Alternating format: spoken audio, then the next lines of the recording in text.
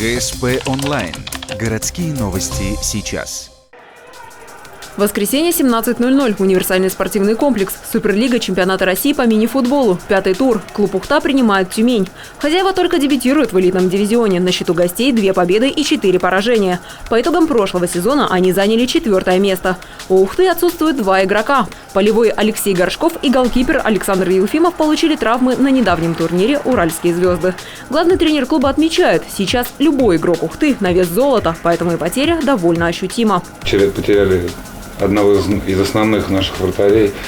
Сейчас с молодым вторым будет очень несладко. Причем не будет возможности хотя бы поменять их в случае неудачной игры.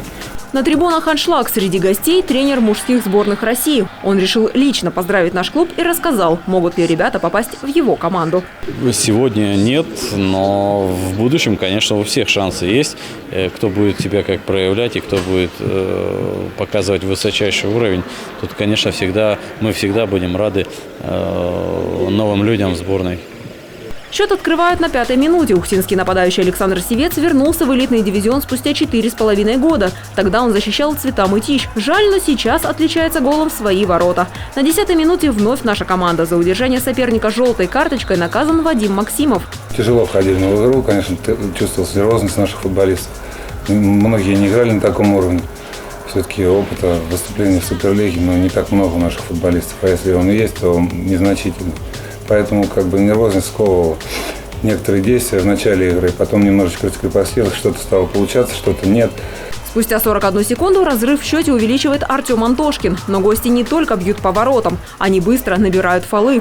К 15-й минуте 6 нарушений. Тюмень наказывает 10-метровым штрафным ударом.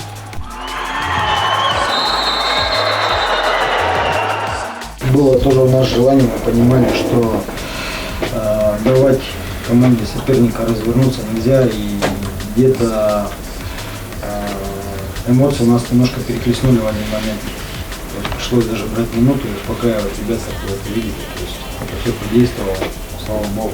И у нас соперник не оказал за то, что мы нафалили и получили даже 6-й фол.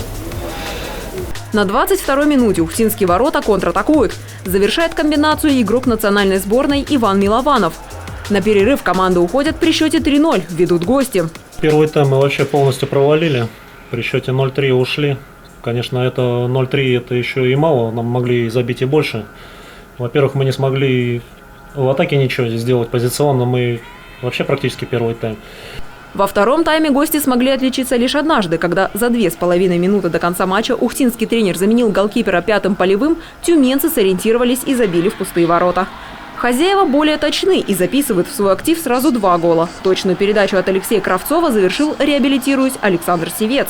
А за 16 секунд до конца встречи гол забивает Александр Кузьминых. Первая четверка сегодня показала у нас достойную игру. За счет нее мы сегодня победили. Вторая, третья четверка, которую мы пытались как-то постоянно маневрировать, постоянно что-то добавлять.